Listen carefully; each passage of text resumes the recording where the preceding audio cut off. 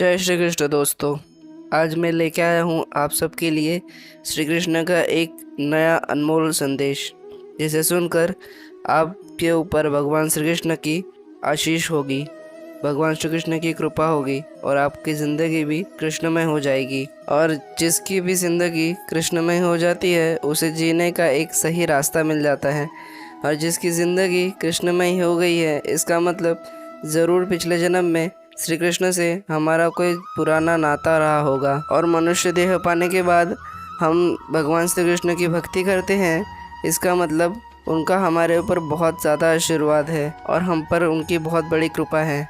और दोस्तों, ये वीडियो आपके सामने ऐसे ही नहीं आया है, ये भगवान श्री कृष्ण की इच्छा से ही आप के सामने आए हैं। वो आपसे कुछ कहना चाहते हैं, इसीलिए ये वीडियो आपके सामने आया है, ताकि वो आपको कुछ बता सके, अपना एक संदेश दे सके। और दोस्तों, कहते हैं भगवान श्री कृष्ण की इच्छा से कुछ भी नहीं होता। ऐसा उन्होंने भगवत गीता में भी कहा है कि बिना उनकी मर्ज़ी से इस ब्रह्मांड में कुछ भी नहीं हो सकता। वो चाहे तो सब कुछ कर सकते हैं। इसका ही मतलब ये वीडियो आपके सामने उन्हीं की मर्ज़ी से आया है, तो इस वीडियो को पूरा ज़रूर से देखिएगा। दोस्तों, भगवान श्री कृष्ण का ये संदेश आप सुन पा रहे हैं, इसका मतलब उनकी आप पर कुछ ज़्यादा ही कृपा है। और दोस्तों, इस संदेश में भगवान श्री कृष्ण ने जैसे बताया है, हम अगर वैसे ही ज़िंदगी जिएंगे तो भगवान श्री कृष्ण का हम पर अधिकार हो जाएगा। और जिनका भगवान श्री कृष्ण पर अधिकार होता है वो बहुत खुश नसीब होते हैं। दोस्तों, ये वीडियो शुरू करने से पहले बस मैं आपको इतना कहना चाहूँगा, हमारा कर्म अच्छा, दिल सच्चा, तो बाकी सब श्री कृष्ण संभाल लेंगे। दोस्तों, मैं आप सब के लिए जो श्री कृष्ण का अनमोल संदेश लाया हूँ, वो सुनने के लिए आपको बस एक छोटा सा काम करना है। आपके सामने भगवान श्री कृष्ण का आपको प्रसाद दिख रहे होंगे। आपको जो दो लड्डू दिख रहे हैं, उन दोनों लड्डुओं में से किसी एक लड्डू को आपको स्पर्श कर लेना है। तो आपने जिस लड्डू को स्पर्श किया, उस लड्डू में आपका अनमोल संदेश छुपा होगा जो आपके लिए है दोस्तों।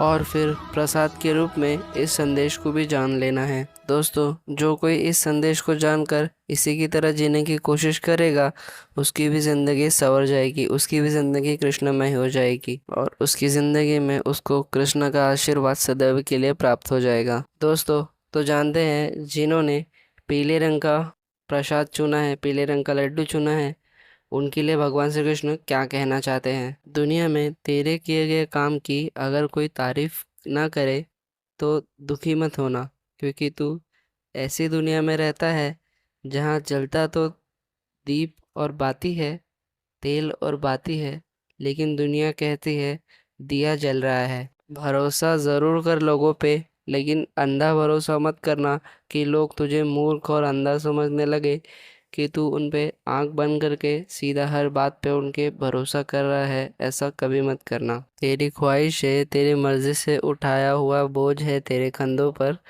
अगर तू इसका थोड़ा बोझ कम करना चाहता है, ऊंची उड़ान उड़ना चाहता है, तो इसका बोझ थोड़ा कम कर। जहाँ दूसरों को समझना कठिन हो, वहाँ खुद को समझना सरल है।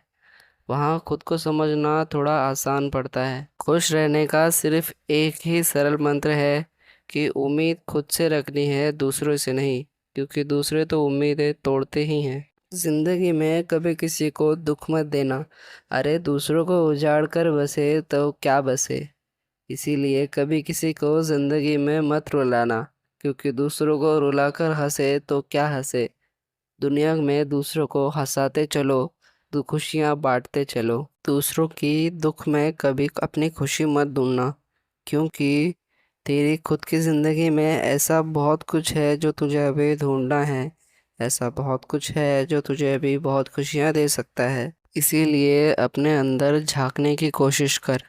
दो बातों को अपने अंदर बसा ले, अपने अंदर जन्म दे। एक तो चुप रहना, शांत रहना, और दूसरा किसी को भी माफ़ कर देना, क्योंकि क्षमा ही सबसे बड़ा धर्म होता है। चुप रहने से बेहतर कोई जवाब नहीं होता और माफ़ी से बड़ी कोई सज़ा ही नहीं होती। ज़िंदगी में कभी खुद के हुनर पर घमंड मत करना, क्योंकि पानी में गिरते ही पत्थर खुद ही के वजन से डूबता चला जाता है। और ये तीन बातें हमेशा याद रखना, मुसीबत में साथ देने वालों को, मुसीबत में छोड़ने वालों को और मुसीबत में डालने वालों को। कभी भी उनसे मत डरना जो तुमसे बहस करते हैं, कभी भी उनसे डरना जो तुमसे चाल चलते हैं। दिल में बैर रखने से बेहतर जो तुम्हारे सामने उसे जाहिर करते हैं, ऐसे लोग काफ़ी ज़्यादा अच्छे होते हैं, सही होते हैं, क्योंकि वो मन में कुछ भी नहीं रखते, तुम्हारे सामने सब रख देते हैं। मैं सब जानता हूँ, ये बात कभी मत सोचना, क्योंकि ये एक बात तुम्हें हमेशा अधोगति की तरफ लेके जाएगी।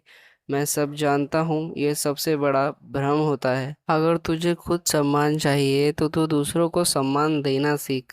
जब तू दूसरों को सम्मान देता है, दूसरों की मदद करता है, उनकी किसी भी चीज़ों में, किसी ज्ञान देने में, कुछ भी करने में मदद करता है, तो लोग सामने से भी तेरी मदद करेंगे और तुझे खुद सम्मान भी देंगे, क्योंकि ये कर्म है जो घूम फिर कर वापस ज़रूर आते हैं। अरे वो इंसान दुख के वीरानों से कभी नहीं निकल सकता जिसने खुद की खुशी के लिए दूसरों की झोली में दुख भर दिए हो। इसीलिए कभी जिंदगी में सामने वाले को खुशी बांट ना सको तो कभी दुख भी मत बांटना, क्योंकि मैं भी ऐसे ही लोगों के साथ रहता हूँ, चलता हूँ, जो दूसरों को खुशियाँ देना, खुशियाँ बांटना जानते हैं, जो सच्चाई और अच्छाई के रास्ते पे चलना जानते हैं। ऐसे लोगों के साथ मैं हमेशा रहता हूँ। इसीलिए मैं तुझसे भी एक बात कहना चाहूँगा कि तू डरना नहीं, घबराना नहीं, क्योंकि ये कान्हा हमेशा तेरे साथ रहेगा, हमेशा तेरे साथ चलेगा। तो अभी ये संदेश उन लोगों के लिए जिन्होंने केसरी रंग का लड्डू चुना है, केसरी रंग का प्रसाद चुना है, उनके लिए भगवान श्री कृष्ण कहना चाहते हैं, जो मन बैर भाव से शुद्ध होता है, विपत्ति पर भले ही उसे किसी का साथ नहीं मिलता, परंतु मुसीबत में पड़ने पर ईश्वर की शक्ति किसी न किसी रूप में उसका साथ जरूर देती है। जिंदगी में अपनी तुलना कभी किसी से मत करना, क्योंकि तुम जैसे हो वैसा दूसरा कोई हो ही नहीं सकता। क्योंकि सूरज सूरज के समय चमकता है और चांद चांद के समय चमकता है। क्योंकि वक्त सभी का आता है, वक्त तेरा भी आएगा।